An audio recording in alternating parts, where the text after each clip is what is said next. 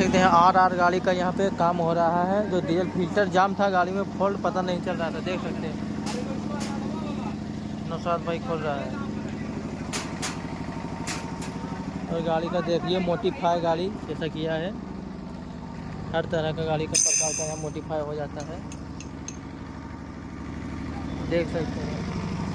गाड़ी का टायर में देखो रिम कितना हैवी लगा हुआ है। और यहाँ पे हर प्रकार के गाड़ी का मोडिफाई हो जाता है। ये जो बोलेरो गाड़ी है, बोलेरो को काट के बनाया गया है, देख सकते हैं। पीछे का लुक दिखाते हैं आपको किस तरह लगेगा। देखिए पीछे का लुक कितना खतरनाक है सब। देखिए पीछे का लुक है।